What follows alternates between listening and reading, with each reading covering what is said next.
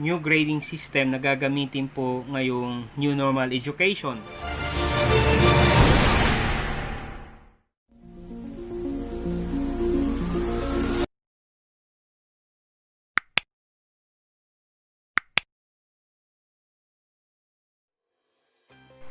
Hello, good day!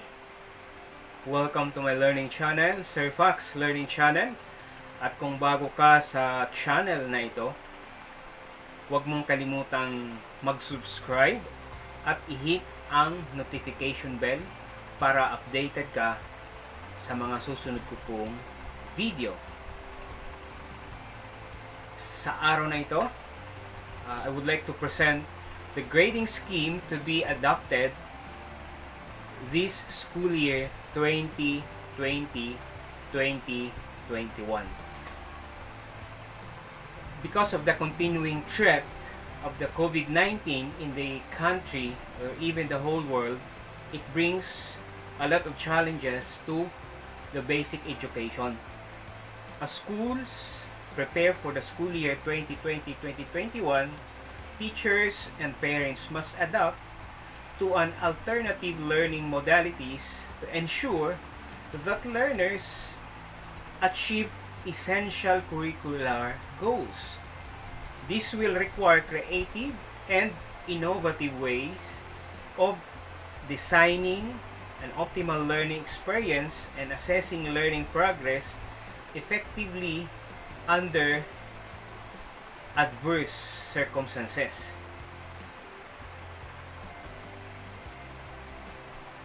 Because of the commitment of the Department of Education to ensure teaching and learning continuity while looking after the health, safety, and well-being of its learners, teachers, and personnel, the department issued Deped Order number 012 or number 12 series of 2020 titled Adoption of the Basic Education Learning Continuity Plan for the school year 2020-2021. Besides of this order, a larger conversation about the role of grades play in students'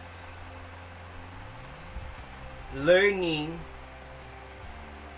prompting education sectors to rethink traditional grading schemes.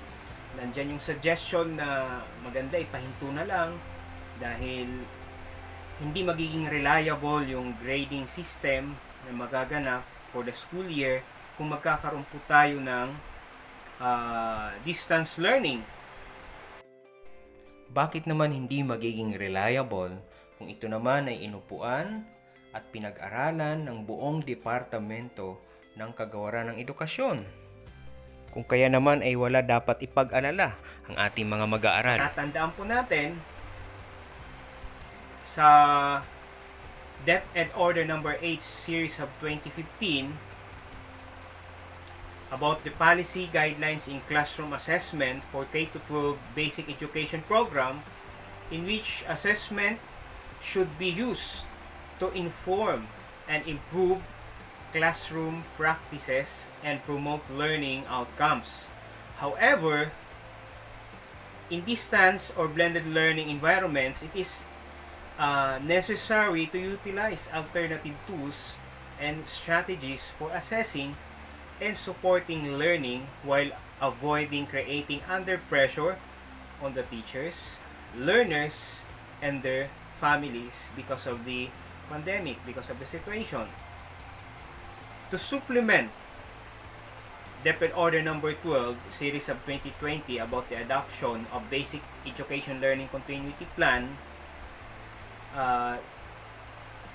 the Department of Education issued Deped Order number 31 series of 2020 titled Interim Policy Guidelines for Assessment and Grading in light of the basic education learning continuity plan, enclosure number 1. So this was just last October 2, 2020, to provide guidance on the assessment of student learning and on the grading scheme to be adopted this school year. As DepEd pursues learning continuity, it is imperative for schools to take stock of assessment and grading practices that will most meaningfully support learners' development and respond to varied contexts on this time of pandemic. To evaluate students' learning and particular points in each quarter, summative assessment shall continue in the form of written works and performance tasks. So, the adoption of this scheme, of this interim policy for assessment and grading in light of this pandemic, in support for the Basic Education Learning Continuity Plan, to evaluate the learner's performance, summative assessment shall continue. So, ibig sabihin, yung summative assessment ay ipagpapatuloy para ma-evaluate yung ating mga mag-aaral sa kanilang performance by their written works and performance task. So, mahati na lang sa dalawa yung component. Matatandaan, previously, may 3 components sa senior high school. Written works, performance task, and periodical exams. And this time, because of the situation, distance learning, and because of the pandemic, nahati into 2 components, performance task and written works. Written works shall be administered to assess essential knowledge and understandings through quizzes and long unit tests. Items should be distributed across the cognitive process, and so on and so forth. And however, performance task refers to the assessment tasks that allow learners to show what they know and are able to do in diverse ways. They may create or innovate products or do performance-based tasks, including skills, demonstrations, group presentations, oral works, multimedia presentations, and research projects. And it is important as well to note that written outputs may also be considered as performance tasks according to DepEd order in 2015, pages 7 and 8.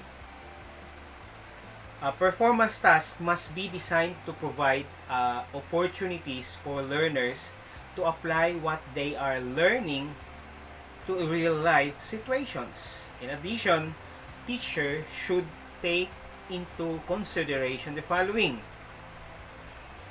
Each task must be accompanied with clear directions and appropriate scoring tools like checklists, rubrics, rating scales. So usually ginagawa naman po yan ng ating mga kaguruan to help learners demonstrate their learnings. Teachers are advised to collaboratively design and implement performance tasks that integrate 2 or more competencies within or across subject areas. This is usually done by the teachers. Written works and performance tasks shall be administered to assess the content and performance standards that describe the knowledge, abilities, and skills that learners are expected to demonstrate. This task could be designed to include the following: students' learning portfolio that documents all the evidences of learning within the grading period. So, yung portfolio are just an pwedeng maging document para maging evidence of the performance of the learners.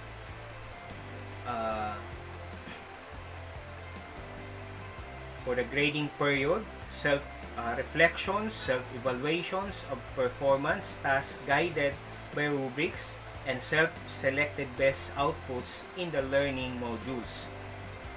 Minimum of 4 written works and 4 performance tasks within the quarter. So, at least 4 written works and 4 performance tasks.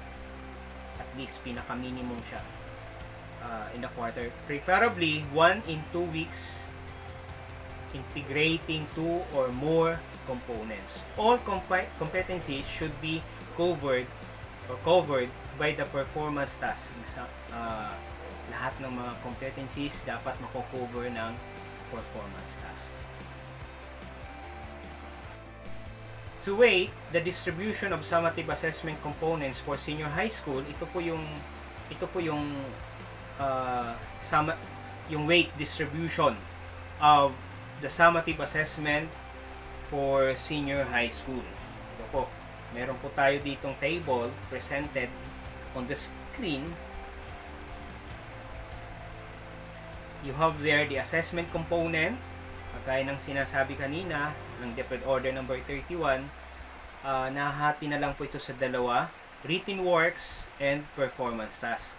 Sa core subjects, ang written works niya is 40% at ang performance task naman niya is 60%. And sa iba pang mga subjects, 40% pa rin ang written works and 60% pa rin ang performance task. Sa academic track, like business enterprise simulation, work immersion, research, exhibit performances, 50% for the written tasks, written works, and 50% for the performance task. For TVL, sports, arts, and design, work immersion, research, exhibit, and performance, 30% for the written works, and 70% for the performance task. So, for your guidelines and guidance as well, pwede nyo pong bisitahin o i-download yung file ng DepEd Order number 31 series of 2020. Nandun po nakapaloob itong ating tinatalakay sa araw na to. For junior high school or grade 1 to 10, ito yung kanilang components. Written works, performance task pa rin, dalawa pa rin component. Sa written works, para sa language, araling panlipunan at edukasyon sa pagpapahalaga, 40% ang written works. Performance task naman niya is 60%. At sa science and math, 50% for written works and 50% for performance task.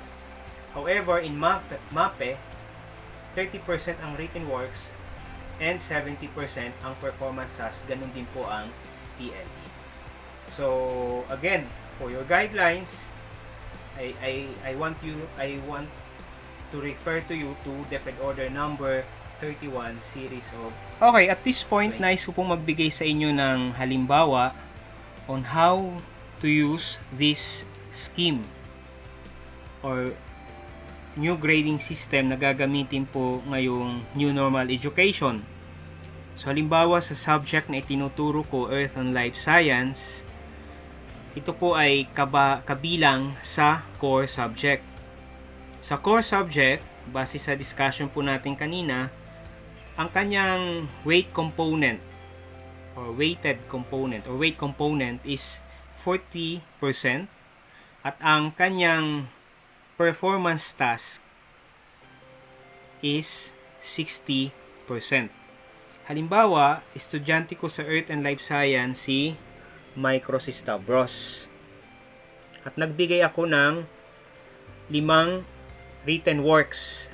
Though sabi kanina sa ating discussion, mayroon po at least the teacher should give at least 4 written works and 4 performance tasks. So let's say nagbigay ako ng 5 at every written works ay meron akong total items na 20. Sa first written works, nakakuha si Microsis ng 15 na score over 20. Sa second, naka-perfect si Microsis-Stavros.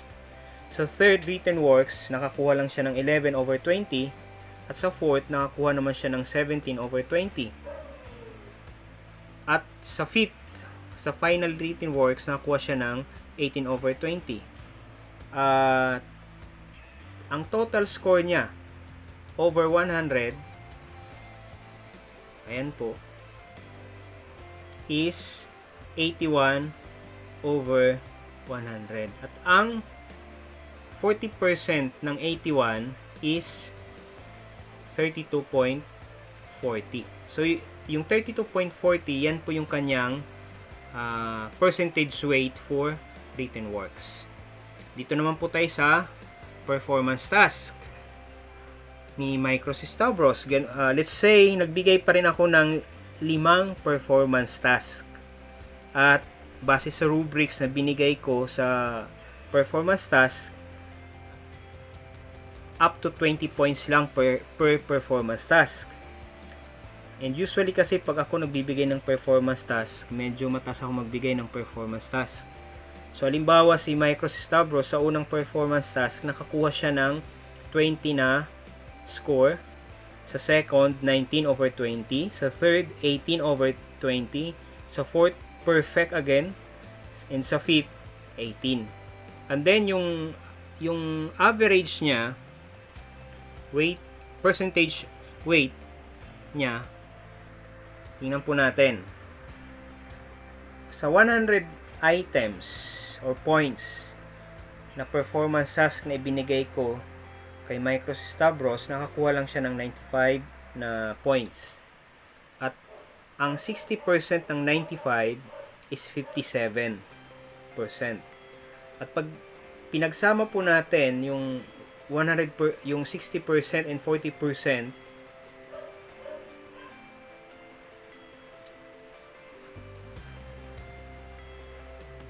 so ang gagawin po kasi dyan dito sa tentative grade,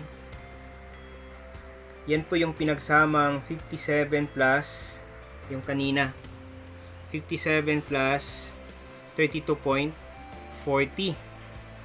I-divide po natin yan, equals 89.40. Ayan, 89.40. Pag pinagsama po yung percentage, yung written works plus yung performance task. Kanina ang written works is 34.40, tapos ito naman is 57.40. 57. Kaya nagkaroon siya ng 89.40. Yung 89.40, yan ang kanyang tentative grade. At pwede rin yan na yung final grade. Pero kung lalagyan pa po natin ng transmutation, ito na po yung kanyang magiging final grade, 93.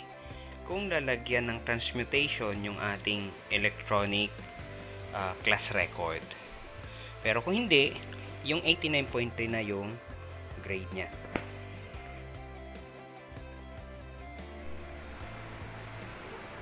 Okay, sana po ay nakatulong po sa inyo ang ating paksa ngayong araw about sa scheme ng grading system na gagamitin po ng kagawaran ng edukasyon for this new normal education. Marami pong salamat sa panunood, at kung bago ka po sa channel na ito, huwag niyo pong kalimutang mag-subscribe at i-hit ang notification bell all para updated ka sa susunod ko pong mga videos, at patuloy na makapagbigay po tayo ng kaalaman